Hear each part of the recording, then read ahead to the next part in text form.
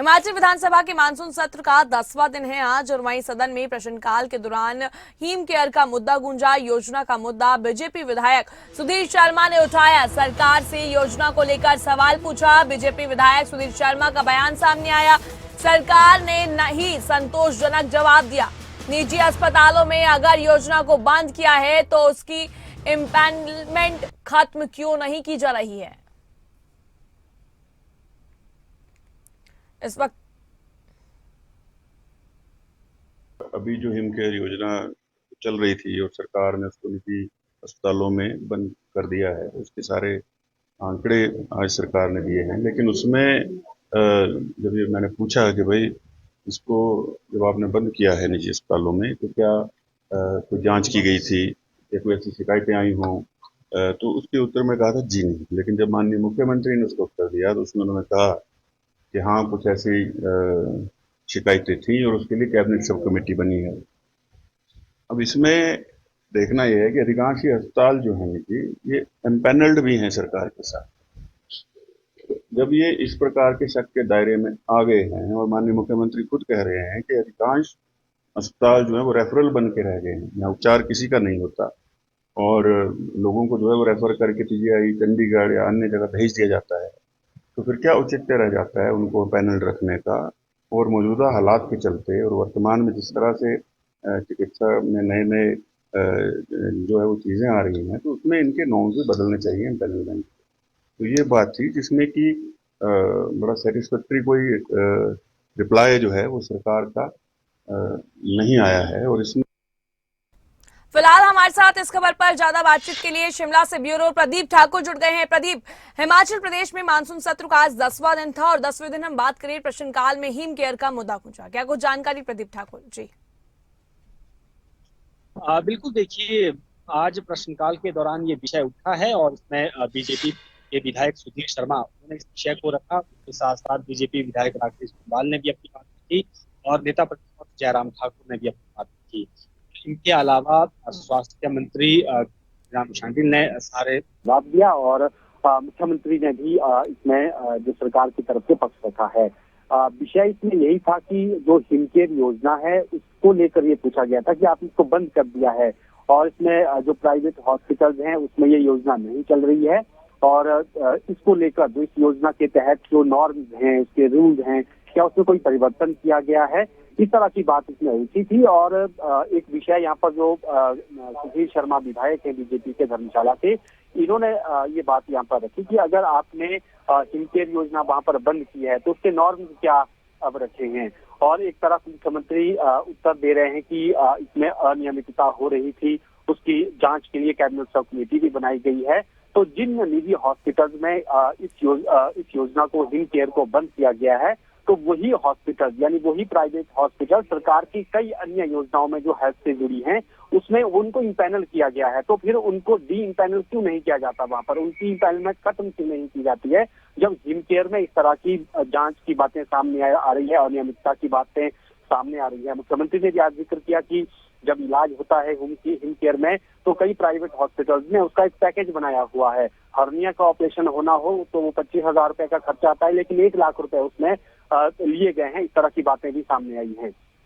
तो ये बातें यहाँ उठी कि अगर आपने ये बंद की है तो क्यों इस तरह की बंद की है और उसमें फिर बाकी स्कीमों के लिए भी उनको इम्पैनलमेंट उनकी खत्म की जाए। हालांकि स्वास्थ्य मंत्री ने भी इस सदन में उत्तर दिया और उन्होंने ये कहा कि जो प्राइवेट हॉस्पिटल हैं उसमें अभी भी हम कुछ चीजों का इलाज कर रहे हैं और उसमें डायलिसिस की सुविधा है वो अभी चल रही है, लेकिन क्योंकि कैबिनेट सब कमेटी बनाई गई है वो पूरी इंक्वायरी करेगी कि कहाँ कहाँ पर गलत हुआ है, उसके बाद ही देखा जाएगा कि प्राइवेट हॉस्पिटल में इस हिम केयर की सुविधा को शुरू करना है या नहीं करना है। नेता प्रतिपक्ष जयराम ठाकुर ने सदन में कहा कि कई प्रदेश में जो सरकारी हॉस्पिटल हैं वहां पर ऐसी स्थिति बनी हुई है कि अगर कोई अल्ट्रासाउंड करना हो तो 3-3 महीने की डेट उसमें दी जा रही है, तो उनके लिए आसान काम होता था निजी हॉस्पिटल में इस तरह का इलाज करवाना, लेकिन इस सुविधा को बंद करने से बहुत दिक्कतें हुई है। उसके साथ साथ जिक्र उन्होंने सहारा योजना का भी किया।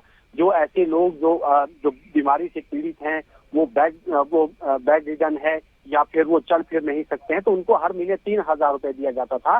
लेकिन उस सुविधा को भी सरकार ने बंद किया। इसको भी नेता प्रतिपक्ष ने इस पूरे विषय के साथ जोड़कर इसमें बात कही और मुख्यमंत्री ने इसको लेकर ये कहा कि जब जांच हो जाएगी तो हम इसमें देखेंगे, लेकिन हमारी कोशिश है सरकारी हॉस्पिटल्स को और ज्यादा सुदृढ़ बनाने की। उसमें हम लेटेस्ट टेक्नोलॉजी को भी इसमें ला रहे हैं और रोबोटिक सर्जरी की तरफ भी हम बढ़ रहे हैं और हमें प्रयास यही करने चाहिए। निजी हॉस्पिटल्स में भी देखने को ये बातें सामने आ रही है कि वो भी रेफरल हॉस्पिटल बन गए हैं। उनके पास कोई इलाज के लिए जाता है तो बाद में वो रेफर पीजीआई के लिए करते हैं। तो ऐसे में हिमकेयर की सुविधा हमने पीजीआई में भी जारी रखी है। ये मुख्यमंत्री सुखविंदर सिंह सुक्खू ने सदन में कहा। सहारा योजना को लेकर भी उन्होंने जरूर कहा कि कई बातें ऐसे भी सामने आई है कि किसी की उंगली भी कट जाती है तो वो भी सहारा योजना का सर्टिफिकेट उसने बनाए हैं।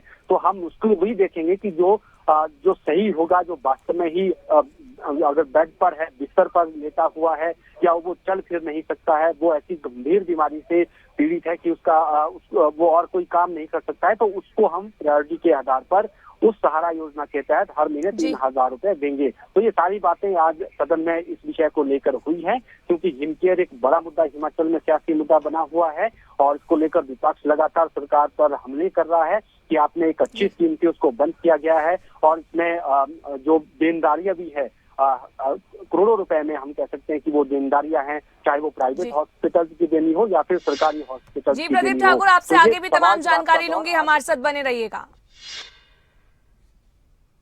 हिमाचल विधानसभा में प्रदेश की वित्तीय स्थिति पर चर्चा हुई। नियम 130 के तहत शुरू हुई चर्चा। कांग्रेस विधायक भवानी पठानिया ने शुरुआत की।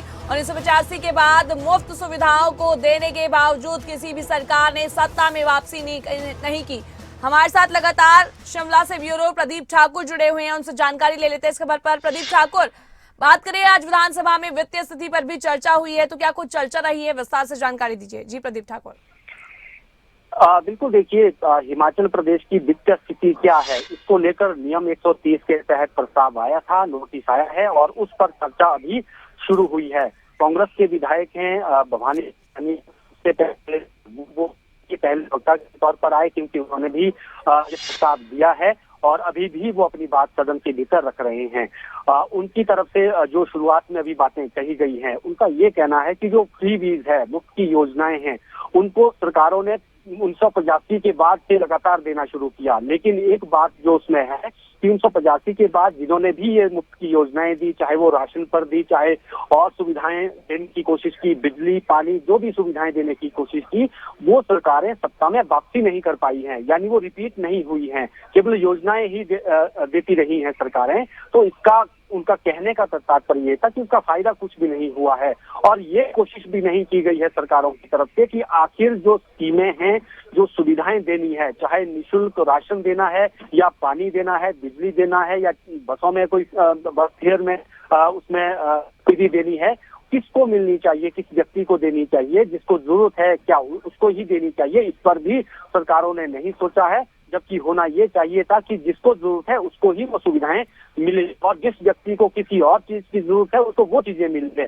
ये कहीं ना कहीं एक बड़ी बात यहाँ पर कही और ये भी जिक्र किया कि जो हमारा 55,000 करोड़ रुपए का साल का बजट रहता है, उसमें 46% लगभग अगर 24,000 से लेकर 25,000 करोड़ रुपए का बजट केवल सैलरी और पेंशन पर ही जाता है। तो जो बाकी डेवलपमेंटल वर्क हैं उसके लिए पैसा कम बचता है।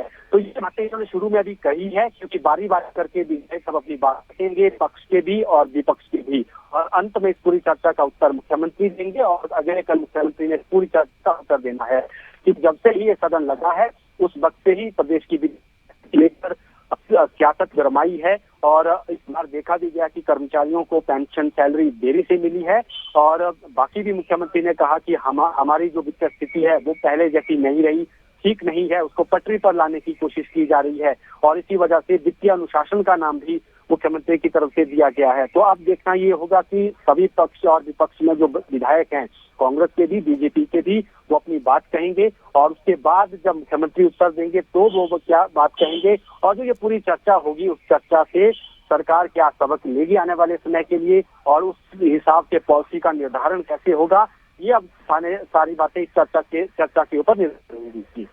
जी प्रदीप ठाकुर, आपने तमाम जानकारी दी, तमाम जानकारी के लिए बहुत बहुत शुक्रिया।